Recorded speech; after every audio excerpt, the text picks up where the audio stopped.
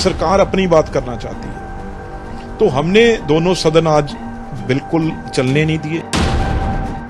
तो हमारा अभी स्टैंड ये है, कल हम 10 बजे सारी पार्टी महंगाई के ऊपर गांधी स्टैचू के आगे धरना देंगे और उसके बाद हाउस को रोकने की कोशिश करेंगे। योजना के तहत जो बच्चे भर्ती किए जाएंगे, सबसे ज्यादा हरियाणा, पंजाब, हिमाचल और इसी एरिया के जो सबसे ज्यादा जवान हैं वो आर्मी में भर्ती होते हैं। अब उनकी पेंशन बंद हो जाएगी, उनको और चीजें मिलनी जो सुविधाएं मिलती हैं, मेडिकल नहीं, भत्ता नहीं मिलेगा और कैंटीन की सुविधा भी नहीं मिलेगी। आपको लगता है कि सबसे ज्यादा नुकसान इसका पंजाब और उसके आसपास के राज्यों को झेलना पड़ेगा और वो यूथ क्या उस दृढ़ निश्चय के साथ वापस सेना में ज्वाइन कर पाएगा? क्या जिस तरह से गैंगस्टर कल्चर शुरू हुआ है, कहीं ना कहीं बढ़ावा नहीं देता उसको? अब अगर इसमें फौज में जाएगा और 4 साल 3 साल तो उसकी ट्रेनिंग रहेगी और वो बेचारा जब घर आएगा तो वो सिर नीचे करके आएगा। एक हमारा नौजवान भी ये फौज में से निकाल दिया गया है। संगरूर से ही अभी नए सांसद चुने गए हैं सिमरजीत सिंह मान, उनके एक बयान पर बहुत घमासान मचा हुआ है। उन्होंने करनाल में बयान दिया और आपको भी पता होगा कि उन्होंने भगत सिंह को लेकर के विवादित टिप्पणी कर दी और उन्होंने आतंकवादी तक घोषित कर दिया। आप क्या कहेंगे? वो तो महान आदमी है, जिनको महान से भी महान कह सकते हैं। देखो, वो उनकी हिम्मत है। मैं हैरान हूं शहीद आजम भगत सिंह को मेरे समझ नहीं आता वही किसके कहने पे, जहां किस किताब में उन्होंने कौन सा ये पाठ पढ़ा है, ये समझ से ही बाहर है। माफी तो बहुत छोटी बात है। आप माफी पे चक्करों में अभी तक मैं कहता निकम्मी आम आदमी की सरकार, बिल्कुल निकम्मी। जहां से शुरुआत हुई है आज तक उन्हें बड़ी से बड़ी कार्रवाई करनी चाहिए। आपकी सरकार होती तो आप क्या कार्रवाई? क्योंकि मैं तो अब सरकार में हूं नहीं, अगर होता तो दिखाता कैसे ये चीजें की जाती हैं। नहीं, अब तो बात ही नहीं है दो की, तो हवा में वाली बात है। मतलब ऐसा करना चाहिए भी दोबारा कोई ऐसी बात कर ना सके। बस संसद का मानसून सत्र आज से शुरू हो गया है और पहले ही दिन संसद के सत्र में हंगामा भी खूब बरपा है। हंगामा हुआ है, कांग्रेस ने हंगामा किया, विपक्ष ने हंगामा किया है। किस मुद्दे पर? वो है महंगाई और साथ ही साथ अग्निपथ योजना, जिसको लेकर एडजर्नमेंट मोशन भी लाया गया है और सांसद दीपेंद्र हुड्डा भी इसके खिलाफत करते हुए नजर आए। आज राष्ट्रपति के लिए वोटिंग भी की गई, 5 बज गए और वोटिंग समाप्त भी हो गई। इन्हीं सब पर बातचीत करेंगे। रवनीत बिट्टू लुधियाना से कांग्रेस के सांसद हमारे साथ मौजूद हैं। बिट्टू साहब, आज पहला दिन खूब हंगामेदार रहा। आपने अग्निपथ योजना को लेकर भी और महंगाई को लेकर भी खूब सरकार को घेरने की कोशिश की, लेकिन क्या कहीं आप झुका पाएंगे सरकार को, लगता है? देखो, आपने बिल्कुल ठीक कहा। दोनों सदनों में हमने, लोकसभा में हमारा मुद्दा था महंगाई, क्योंकि क्या हालात हैं, डीजल, पेट्रोल, गैस, और सबसे ज्यादा रुपया जो है वो 80 के पार डॉलर से नीचे आ गया। तो ये स्थिति जो कभी भी देश में बनी नहीं थी। और दूसरे, राज्यसभा में जो हमारे सीनियर लीडर हैं दीपेंद्र हुड्डा जी, उन्होंने आज पहले ही उन्होंने मांग की थी भी सबसे पहले जो ये फौज की भर्ती में जो अग्निपथ ये योजना लेके आए हैं 4 साल की स्कीम, उसके बारे में उन्होंने बहस के बारे में कहा था और काम रोको प्रस्ताव लेके आए थे भी उससे पहले कोई काम नहीं होगा जितनी देर उसकी डिस्कशन नहीं होती। क्योंकि सबसे ज्यादा अगर देखें हरियाणा, पंजाब, राजस्थान और वेस्टर्न यूपी में सारे फौज में लोग भर्ती होते हैं। तो इसलिए उन्होंने ये फैसला किया था। तो लेकिन दोनों ही सदन आज विपक्षी पार्टियों ने, खासतौर पर कांग्रेस ने जोर से उठाया, क्योंकि वो हमेशा सरकार अपनी बात करना चाहती है। तो हमने दोनों सदन आज बिल्कुल चलने नहीं दिए। कांग्रेस पार्टी ने भी जितनी देर, सबसे पहला अब हमने मुद्दा रखा है, सबसे पहले दोनों सदनों में कल से होगा महंगाई के ऊपर। जितनी देर ये डिस्कशन नहीं शुरू होती उतनी देर हम आपको कोई आगे काम, बिल पास करने होते हैं आप सरकार ने, लेकिन बिलों का क्या करें जब आज हर बच्चा स्कूल में पढ़ने, पढ़ाई के खर्च से डर रहा है। माँ बाप, कोई नौकरी नहीं है उसके पास, कोई बच्चों के पास माँ बाप के लिए कपड़े लेने के लिए कोई भी अगर बच्चा डिमांड कर दे माँ बाप के सामने, तो आज मतलब माँ बाप एक खामोश चेहरा उनके सामने आ जाता है। तो जो सुसाइड्स हो रही हैं, आत्महत्याएं हो रही हैं कर्जे के मारे में, और सारे ही बैंक ये बिल लाना चाह रहे हैं प्राइवेटेशन की ओर सारे बैंकों को, तो इन चीजों को रोकने के लिए हमने ये प्रयास किया है। तो जैसे आपने कहा भी, आज राष्ट्रपति जी की इलेक्शन थी, 10 बजे से 5 बजे तक उसकी वोटिंग थी, तो वो भी आज साथ के साथ चल रहा था। तो लेकिन आज प्राइम मिनिस्टर भी हाउस में मौजूद थे, और वहां पे सदन के डिप्टी लीडर जो राजनाथ जी थे वो भी मौजूद थे। तो बाद में बीएसए की मीटिंग भी हुई, जिसमें हमारी पार्टी ने खास तौर पे जो मीटिंग 3 बजे थी, वहां पे स्टैंड यही रखा है भी जल्दी से जल्दी इसके ऊपर डिस्कशन कीजिए। तो उन्होंने अभी कहा है भी हम इसके ऊपर सोच के आपको ये बताएंगे। अगर वो डिस्कशन पे ऊपर नहीं आते तो हमारा अभी स्टैंड ये है, कल हम 10 बजे सारी पार्टी महंगाई के ऊपर गांधी स्टैच्यू के आगे धरना देंगे, और उसके बाद हाउस को रोकने की कोशिश करेंगे। सरकार ने तो बहुत सारे शब्द हैं जिनको बैन कर दिया, अनपार्लियामेंट्री लैंग्वेज बता करके, वर्ड्स बता करके, और स्टैच्यू के नीचे शायद धरना प्रदर्शन भी कहीं ना कहीं सरकार उसको भी रोकने की कोशिश कर रही। नहीं, उसमें थोड़ा समझने की बात है। वो एक मीडिया में भी गया है वो रिपोर्ट, और हमने भी सबने उसे पढ़ा है और बात की है।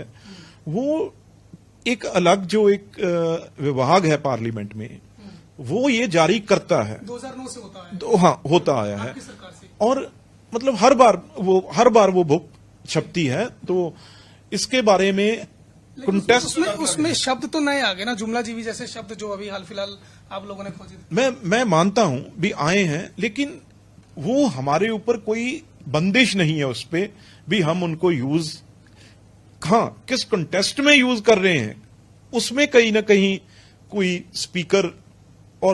स्पीकर बोले भी एक्सपंज कर दो वर्ड, तब हो सकता है। लेकिन वैसे वो कोई नियम नहीं है भी आप वो वर्ड यूज करेंगे या ना करेंगे। और बाकी जो धरना प्रदर्शन वाली बात है वो भी वापस ली गई है ऐसी इस बात में, क्योंकि एक स्पीकर तो सबके हैं, तो हर पार्टी ने अपनी अपनी बात स्पीकर साहब को भी कही। तो जब स्पीकर साहब ने परसों प्रेस कॉन्फ्रेंस की, उसके बाद कई बातों में क्लैरिटी सामने आ गई है। तो मैं एक बार फिर से वापस अग्निवीर जो योजना के तहत, अब अग्निपथ योजना के तहत जो बच्चे भर्ती किए जाएंगे, सबसे ज्यादा हरियाणा, पंजाब, हिमाचल और इसी एरिया के जो सबसे ज्यादा जवान हैं वो आर्मी में भर्ती होते हैं। अब उनकी पेंशन बंद हो जाएगी, उनको और चीजें मिलनी जो सुविधाएं मिलती हैं, मेडिकल नहीं, भत्ता नहीं मिलेगा, और कैंटीन की सुविधा भी नहीं मिलेगी। आपको लगता है कि सबसे ज्यादा नुकसान इसका पंजाब और उसके आसपास के राज्यों को झेलना पड़ेगा, और वो यूथ क्या उस दृढ़ निश्चय के साथ वापस सेना में ज्वाइन कर पाएगा? क्या जिस तरह से गैंगस्टर कल्चर शुरू हुआ है, वो कहीं ना कहीं बढ़ावा नहीं देता उसको? देखो, मैंने जैसे कहा, हम पंजाब हरियाणा की अगर बात करें, ये तो एक ही है, और इसमें सबसे ज्यादा लोग हमारे, चाहे चीन का बॉर्डर हो, चाहे पाकिस्तान का बॉर्डर हो, यहाँ पे रक्षा करते हैं देश की। बात इतनी है भी एक आदमी जब फौज में भर्ती होता है तो वो एक आन शान बान अलग होती है, और वो जब रिटायरमेंट के बाद भी अपने गांव में आता है तो एक हर किसी गांव में चाहे एक फौजी हो, उसकी अलग पहचान होती है, और गांव वाले उसका अलग मान सत्कार इज्जत रखते हैं, और वो तन के चलता है। और अब क्या होगा, अगर इसमें फौज में जाएगा और 4 साल 3 साल तो उसकी ट्रेनिंग रहेगी, और वो बेचारा जब घर आएगा तो वो सिर नीचे करके आएगा, एक हमारा नौजवान भी ये फौज में से निकाल दिया गया है। 4 साल ट्रेनिंग थी, और ट्रेनिंग के बाद वो 25% रख के 75 को बाहर कर देना है। तो वो बेचारा गांव में आके, आपको पता है हमारे गांव में वैसे ही बेचारा वो शर्म से मारा, वो पहले तो गांव में ही नहीं आएगा वापस, वो कोशिश करेगा मैं बाहर ही कहीं रह जाऊं। नहीं, फौज में ये रिजेक्ट होके आया हुआ ये हमारा जो सिपाही है, तो और उसकी एज निकल चुकी होगी, कहीं भी और नौकरी के लिए उसकी एज निकल गई होगी। और दूसरी बात, जब फौज में से वो वापस आएगा तो क्यों उसे कोई ये कहते नौकरी मिलेगी? कैसे नौकरी मिल जाएगी? और उसकी ट्रेनिंग है जो वो बाद में, मतलब जब वो बेचारा नौकरी के बाद उसकी शादी हो जाएगी, और शादी के बाद वो बेचारा घर क्योंकि कोई पेंशन नहीं मिलनी, कोई उसे कंटीन का कोई फायदा नहीं, कोई उसे और कोई हेल्थ का जो फौज में सब कुछ उसका बंद हो जाएगा। सरकार कह रही 10% आरक्षण दे देंगे उनको, जो असम राइफल्स है और यूएपीएफ की। तो वो तो बिल्कुल मैं मानता हूं, एक मतलब इनके 4 साल तो निकल जाने हैं, मतलब ये इलेक्शन जो है 24 में आ जाएगी, उसके बाद देखा जाएगा जिसकी सरकार आई किसने देना किसने नहीं देना। अब तो ये धोखा देके लोगों को ये एक बात कर लें भी हमने भर्ती कर रहे हैं, हम भर्ती कर रहे हैं, किसने देखे 4 साल के बाद। लेकिन हमने देखा एयरफोर्स की 3-4 हजार पोस्ट निकली हैं और 5 लाख से ज्यादा बच्चे अप्लाई कर चुके हैं। आर्मी में सबसे ज्यादा भर्ती होती है, लेकिन बच्चों में तो रुझान वही देखने को मिल रहा है। तो क्या जैसे सरकारें कहती हैं कि विपक्ष बरगला रहा है, आपको लगता है कि विपक्ष बरगला रहा है कि वो सही रास्ते पर लाने की कोशिश कर रहा है? इतनी बेरोजगारी है, इतनी बेरोजगारी है भाई, ये बिल्कुल ये नहीं कम होगा। ये कैसे कम हो सकता है जब कोई नौकरी नहीं है, कोई हालात ही नहीं है, प्राइवेट कंपनियां भाग रही हैं छोड़ के, बाहर जितने जा सकते हैं जा ही रहे हैं, तो इसमें कम कोई नहीं होगा। लेकिन जब 4 साल बाद वो वापस आएगा उस दिन का आप सोचिए। अब तो वो जोश में जाएगा, अब तो सब कुछ वो करेगा, लेकिन जब 4 साल के बाद उसे निकाल दिया जाएगा फिर उसकी क्या स्थिति होगी, फिर उसको कौन पूछेगा। बात तो ये है भी आप पहले एक बहुत सुनहरी सपना दिखा के जब फौज में वो जाएगा, तिरंगा झंडे की छाया में वो ट्रेनिंग करेगा, सब कुछ करेगा, लेकिन आप सब कुछ करवा के उसे कह दो भी अब जाके तू मैकेनिक बन जा, अब जाके तू टायर पंचर लगाने लग जा, अब जाके तू इलेक्ट्रीशियन बन जा, हमने तुझे ट्रेनिंग दे दी है, अब तू जाके प्लम्बर बन जा। जिसको आप देश की रक्षा करने के लिए एक बॉर्डर पे, मैं नहीं ये कह रहा भी कि ये काम गलत है, ये काम तो वो कर ही सकता है, लेकिन आप ट्रेनिंग देके और बाद में कहीं AK-47 की ट्रेनिंग देनी है, SLR की देनी है, कहीं आपने उसको तोप, कहीं टैंक सिखाने, और उसके बाद आप कह रहे हो आप टूटियां ठीक कर जाके। तो इसलिए एक फौजी का, और दूसरी बात, जब वो 4 साल नौकरी करेगा उसको हमेशा उसके ध्यान में वो चला तो जाएगा, लेकिन उसको तो रोज 1 दिन कम हो गया, 2 दिन कम हो गए, वो 4 साल तो दिन गिनता रहेगा, चुटकी जैसे आ जाता है। तो इसलिए वो बॉर्डर पे रक्षा। हाँ, दूसरी बात, उसने मतलब आपने एक पैसा भी रख दिया भी, अगर तो ये शहीद हो गया 1 करोड़ रुपया दे देंगे, ये कीमत है। मतलब आप इन लोगों को, अगर तो ये गोली से मर गया, शहीद हो गया, तो 1 करोड़ रुपया नहीं, 4 साल बाद वापस घर भेज देंगे। कहीं ना कहीं देखो, कभी भी फौज के जो जर्नैल रहे हैं, जितने भी एक्स आर्मी चीफ हैं, जितने भी मतलब कमांडर चीफ हैं, मैंने नहीं देखा, पहली बार मैंने सुना है टीवी पे नहीं, हर टाइम वो मोदी जी के हक में बोलते थे।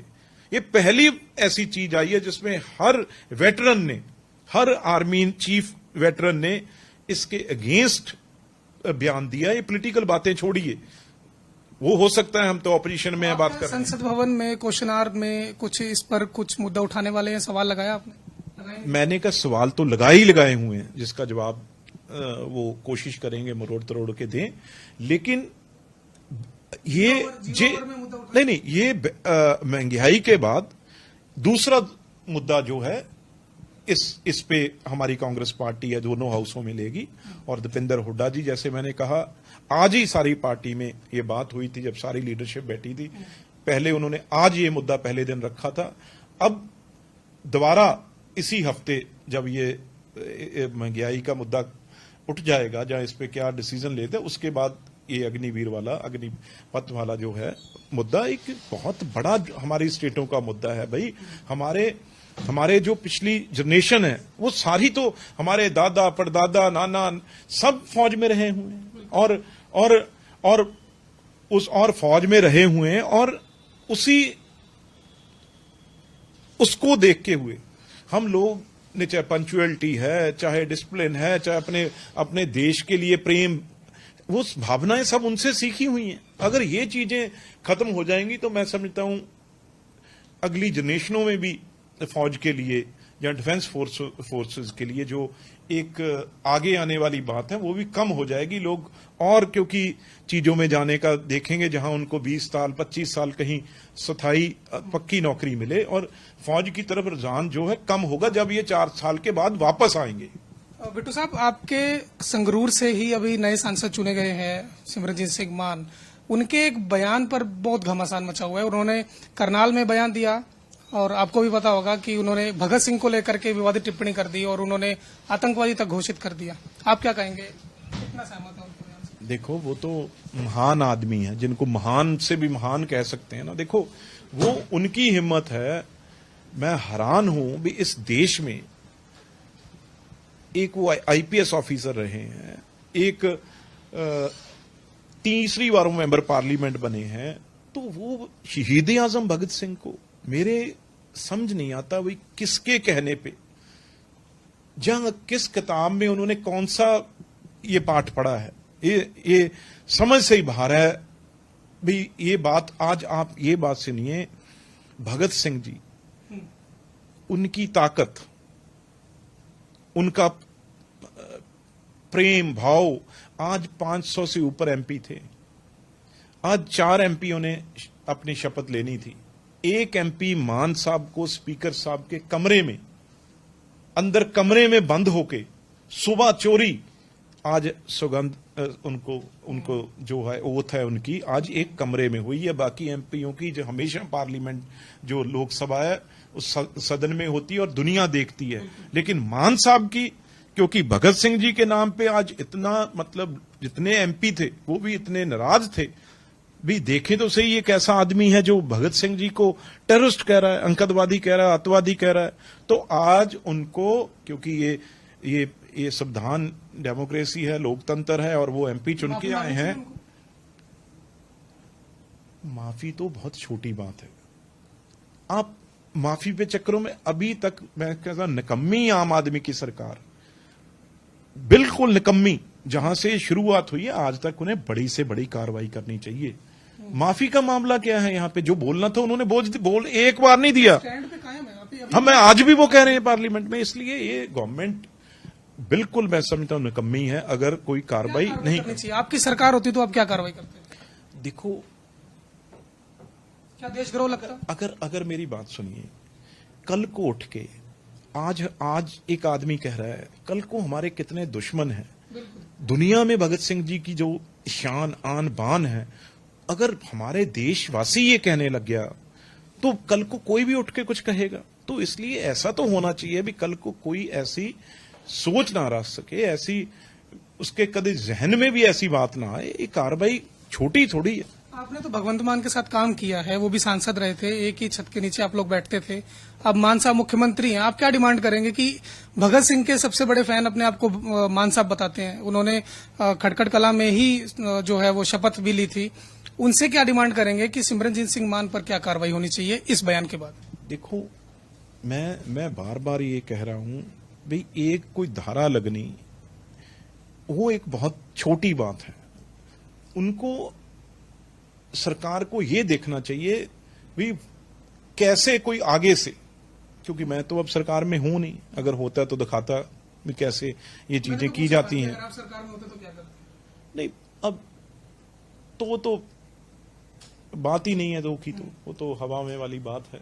मतलब ऐसा करना चाहिए भी दोबारा कोई ऐसी बात कर ना सके। बस के खिलाफ इस तरह की एजेंट में, मतलब जो हम इतिहास में हमारी जनरेशनें पढ़ के हम उनके बारे में, और वो 23 साल की आदमी जो अपनी मतलब शहादत दे गया, अपना कोई परिवार नहीं, कोई कुछ नहीं उस आदमी ने सोचा। तो आप देखो तो सही ना भी, इससे बड़ी कुर्बानी क्या हो सकती है? और आज उस केसरी रंग की पगड़ी जो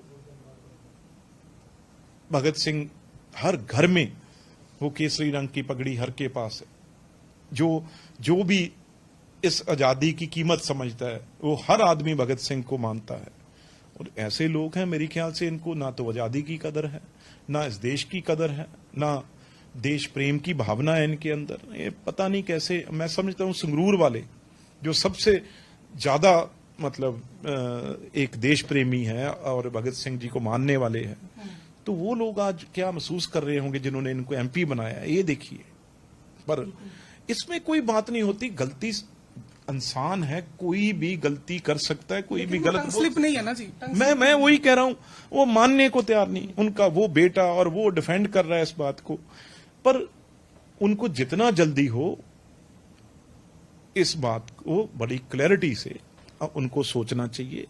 और इसमें ये नहीं होना चाहिए भी हाँ इंसान क्या चीज है जी, इंसान से 100 गलतियां होती हैं और वो एक, मैं समझता हूं एक मिट्टी का पुतला है, क्या है इंसान।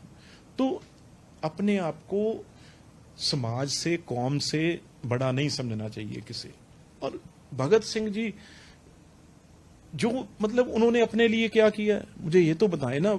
आज उन्होंने इसलिए कुर्बानी दी थी मुझे अंकित दी या मुझे टेररिस्ट कहें बाद में, आज क्या मतलब समझ से ही बाहर है भाई ये बात। बिट्टू जी, मैं आना चाहूंगा हरियाणा में आप कांग्रेस की पार्टी के सांसद भी हैं। हरियाणा में कांग्रेस पार्टी में उथल पुथल मची हुई है। कुलदीप बिश्नोई आपके पुराने साथी और पहले वो अचका में थे, फिलहाल अब वो बीजेपी में जाने की अटकलें चल रही हैं, नाराज हैं। उन्होंने राज्यसभा में भी बीजेपी के निर्दलीय उम्मीदवार को वोट कर दिया और अब वो बीजेपी में जाने के लिए समझ लीजिए बस आज या कल में, इसी महीने में वो बीजेपी में चले जाएंगे। आपकी पार्टी का क्या स्टैंड है, आप लोग क्या सोचते हैं? आप लोगों ने उनको मनाने की या बात करने की कोशिश नहीं की? नहीं, देखो बड़ा पुराना परिवार है जी, और लगातार कई बार, एक बार नहीं कई बार वो चीफ मिनिस्टर रहे हैं। और मुझे भी मौका मिला है 2009 में, वो लोकसभा में एमपी भी थे जब मैं नया बन के आया। तो इसलिए बहुत बड़ा कांग्रेसी परिवार है और रहा है। तो ना जाने क्यों ये जितनी देर पार्टी में थे, छोड़ जाना पार्टी कोई बात नहीं, पर जितनी देर कोई भी है, मैं कोई सिखाने वाला नहीं हूं, पर लेकिन उस टाइम जब वोट करने का था वो छोड़ जाते पहले, इस्तीफा दे जाते पहले ओपनली या तो। पर ये मैं समझता हूं कहीं ना कहीं बहुत भजन लाल जी को उनका जो एक जीवन था उसके ऊपर बड़ी बड़ी समझता हूं मैं चोट है। और क्योंकि उन्होंने बहुत लंबा जीवन अपना कांग्रेस में लगाया है, छोड़ना पार्टी चले जाए, लेकिन एक धोखा करना अलग चीज होती है। तो इसलिए आज ही हमारे वो वोट करने भी दिल्ली आए, चंडीगढ़ नहीं गए, उन्होंने संसद भवन में आके वोट किया, जबकि वो चंडीगढ़ भी जा सकते थे, विधायक थे। हाँ, चलो वो तो उनकी मर्जी, कहीं भी कर सकते हैं, लेकिन कहीं ना कहीं हमारे जनरल सेक्रेटरी जब इलेक्शन वहां पे लड़े हैं तो क्लियर जो नंबर थे हमारे पास थे, लेकिन हमारा एमपी नहीं बन सके। तो अजय माखन जी वहां पे कुछ ना कुछ ऐसा हुआ जो आज उन्होंने ओपनली ये बात प्रेस में भी कही है और आगे वो कोर्ट में भी जा रहे हैं और इलेक्शन कमीशन के सामने भी ये तथ्य रखे हैं कि किस तरीके से जो एक इनवैलिड वोट थी उसको कैसे बीजेपी के पक्ष में, जहां निर्दलीय कैंडिडेट के पक्ष में कैसे मान लिया गया। ये चीजें आने वाले दिनों में खुलेंगी। पर ऐसी बड़े बड़े मैं समझता हूं जो परिवार हैं उनको जरूर लोग देखते हैं उनकी तरफ तो लंबी उनकी इनिंग होती है। तो बड़ा सोच समझ के ये चीजें करनी। फैसला सही है या गलत है, आप क्या मानते हैं? नहीं, मैं तो किसी का फैसला गलत सही कैसे कह सकता हूं। मैं तो इतना ही आपको कहा है भी जिस पार्टी में आदमी हो उस पार्टी का साथ देना चाहिए, नहीं छोड़ देना चाहिए। बहुत बहुत शुक्रिया बिट्टू जी। तो ये थे लुधियाना सांसद रवनीत बिट्टू, जिन्होंने सिमरनजीत सिंह मान के उस बयान पर भी निशाना साधा है जिसमें उन्होंने भगत सिंह को आतंकवादी कहा, और साथ ही इन्होंने ये भी कहा कि लोकसभा में कांग्रेस पार्टी जोर शोर से महंगाई और उसके साथ अग्निपथ मुद्दे को उठाएगी और इस सरकार से जवाब मांगेगी कि आखिरकार महंगाई पर सरकार क्यों नहीं बोलती, क्यों मौन है, जब आज कमर तोड़ महंगाई हर देश के हर नागरिक को परेशान कर रही है। कैमरा पर्सन साहिब के साथ मैं सुधीर पांडे, पंजाब केसरी टीवी, दिल्ली।